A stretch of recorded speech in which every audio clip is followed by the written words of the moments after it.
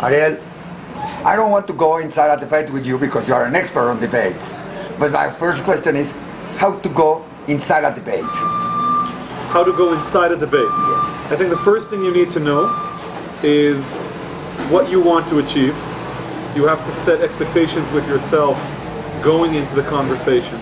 People don't change their mind like this from one side to the other. It takes multiple conversations. So the first thing you have to do is you have to say, this is what I want to achieve from this specific conversation. The second thing you have to do is understand what the other person wants to achieve. All right. And if you know what the other person wants to achieve, you need to use their value system in your own arguments in order to get them to agree with you. But many times it's different when you are in a debate, like a political debate, right, or when you are in a debate with some other person, because that we say it's a discussion. A discussion is a debate. Well, a debate is any exchange of arguments around differences of opinion, right? So if you think A, that the government should lower cost of living and take less taxes, and I think actually the government should take more taxes and invest in the people, right? The traditional Democratic versus Republican philosophies in the United States. Yes. You have a debate. If you think people should not eat meat and should be vegan, and I think it's okay to eat meat, that would be a debate. So anytime we have two possible opinions or two possible philosophies or two possible interpretations of the best way to solve a problem, we have a good debate. You have many times debates. You have debates with your spouse, with your partner, with your kids. I try never to have debates with my spouse. All right, that's a good idea. With your spouse, just say, "You're right, my dear." All right, that's a good question on that. You don't have that. With your kids, how to teach them?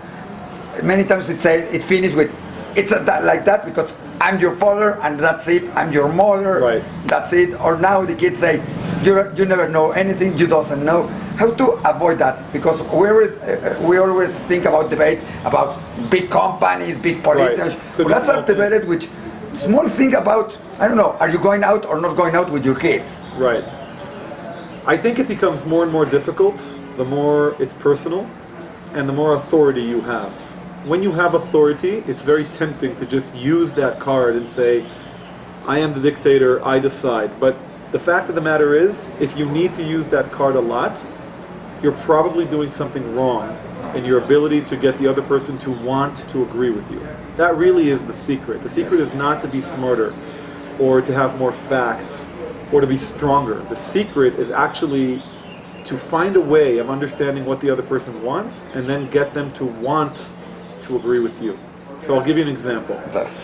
Let's say that I believe that there should be free public transportation.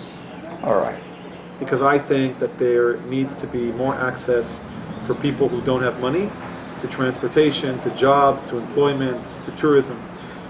You disagree with me because you feel that transportation causes damage to the environment.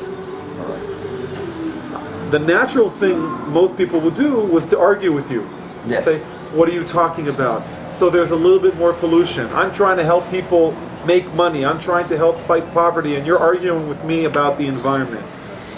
A better approach for me would be to say to myself, okay, he cares about the environment. I wonder if there's any environmental argument I could provide to support my suggestion about transportation. For instance, what if we were to use electric buses? Or what if I were to show you that the people who pollute the most are the people who make the least amount of money? And if we give them free public transportation, they will have jobs, they will have easier access to employment, they will therefore make more money, and they will therefore buy better products that are less harmful to the environment. The only way I got to that point was by asking myself, what do you believe? And then seeing if I can use what you believe in order to get you to accept my opinion, instead of challenging what you believe. That's the best idea, no? In Mexico we say, the best idea. Be in the shoes of the other person. Exactly. It's a very popular phrase in Mexico. Right. Is that the best way? Yes. To be in a debate, to be in a discussion? I think so, because for two reasons. Number one, if I can find a way of using your value system to support my opinion, there's really no reason for you not to agree with me. In fact, you will want to agree with me because I represent something you already believe in, right? The second reason I like the whole idea of being in other people's shoes is because most people think of persuasion and debating as a very rational, arguments and facts, but there's a lot of emotion involved. So if I'm going to walk in your shoes, I'm more likely to feel your emotions. I'm more likely to be empathetic to how you feel. And if I can use that, if I can show you that I accept how you feel, you're more likely to accept how I feel. It's good in a discussion to make the other one feel bad, because there are many times when you're in a discussion and you say, you don't know, you are stupid, or let me show you how I know. And I bring many cases like, for my memory that somebody in 1988 said about it, and I have these proofs about it. It's good that strategy, or it doesn't work anything, because it happens all around to say that. Generally speaking, as a rule, it's a bad strategy. For several, the idea is this. I don't like debating, really, because debating is about one side must lose in order for the other side to win. All right. Nobody likes to be a loser.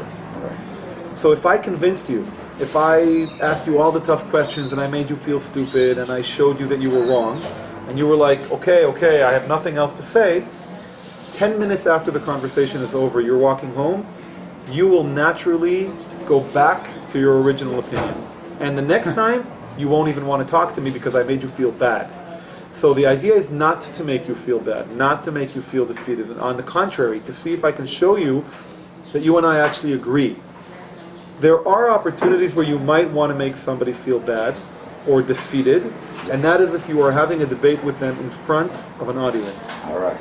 Right. So if you want the audience, and others can be other couples in the table, for example, or some other kids, or some other. That's an audience, or you're making about politics. Politics. if I'm having a political discussion, or if let's say I'm in university, yes, and I'm having an argument, even with my professor, yes, or with another student in class. If I can make the rest of the class think something bad about that person, by default, they're more likely to want to agree with me. Now, one of the ways I can do that is if I can get that person outside of their comfort zone, if I can destabilize them. So if I make them feel bad, and as a result they start yelling and they misbehave, and I who yells? It the has other to person. Be the one who yells. It's mostly to be losing. Yes. All right. So never yell in a discussion. Yes. Don't show madness. It's unless the audience will appreciate it. So again, there are general rules, and then there are specific exceptions to the rule. As a rule, you're right. You don't want to yell. You don't want to use force. You don't want to use authority if you don't absolutely. You don't want to shoot him. You want to. It's a process. And by the way, I think the number one most important part of persuasion is not what people think at the end of the conversation with you. It's how people feel at the end of the conversation with you. Because I can give you the most incredible arguments in the world about some idea or another. Within 10 minutes, you will forget 90% of what I've said. But a year later, you will still remember if you enjoyed the conversation or not. When you think about Ariel, will you be like, or you'll be like, that was it. And that feeling is the most important foundation to any conversation I will have with you in the future. That's what you are going to give. Now you are coming to the Cumbre Desafió here in Mexico. That's what you are going to teach, to show, to talk about in this... Partly. So I'm going to be talking about two different ways of persuading people or influencing them without authority. Right. One way is going to be very, very rational. How do you identify what they want? How do you identify what they think is standing in their way? And then how do you present what you offer as a solution to the obstacles that are facing them as a way of them achieving what they want. So everything I say, when I try to convince you, I'm only showing you that I am trying to help you achieve something you want. That's a very rational approach, and we're going to learn how to do that. And then we're going to learn a different approach, which is non-rational, which has to do with how you feel, not what you think. It has to do with trust. Can I get you to trust me by building a good relationship with you? How do you do that? If I don't know, you have to know the person, or can you do it just sitting with me for some seconds? You can do it sitting with you for some seconds. The first and most important thing to building trust is finding things you and I have in common.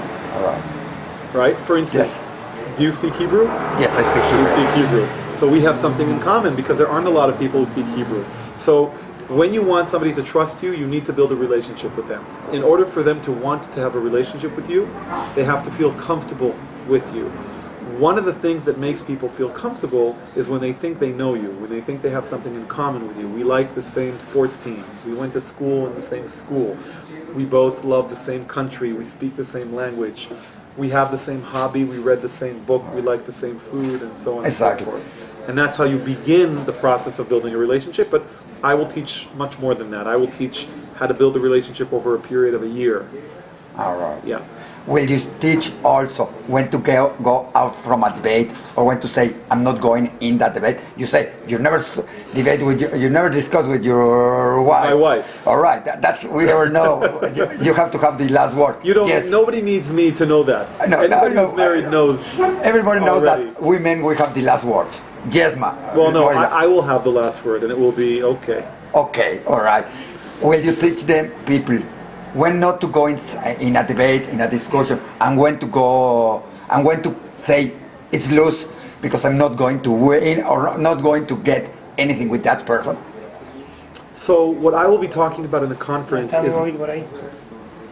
So what I will be talking about in the conference is less about general persuasion, less about debate, Yes. and more about how to improve your influence in business with professional relationships. So I won't be talking about things that have to do with politics or sports or how to debate over dinner, but rather if you are a professional in the workplace and you are trying to build collaboration with other people inside your company, or you want to build a partnership with another company, or you want to actually sell more to your clients, Yes. how can you do that? All right. And that's what I'm going to be talking about. How do you sell more? How do you build trust? How can you even get a client to prefer buying from you, even if your price is higher? All right. Even if the product of the competitor is better. Right. If this plate that I'm creating, that I have, is not as good as the other plate, Yes. but we have a good relationship and we have trust, you will probably buy from me. So who has to go to this Cumbre Desafió? Who do you think it has to be? Which is the target? Anybody who is a manager in a small, medium business or larger, who is responsible for managing other people. Yes. Anybody who is responsible for relationship building and sales for the company. Anybody who is a project manager and needs to be able to get different people to work together to execute a good project over a period of several months. Anybody who needs to get other people to do what they want in the professional arena without authority. All right. That's the emphasis. If you don't have authority but you do have responsibility, this will be a very good seminar for you. Thank you very much. My pleasure. Let me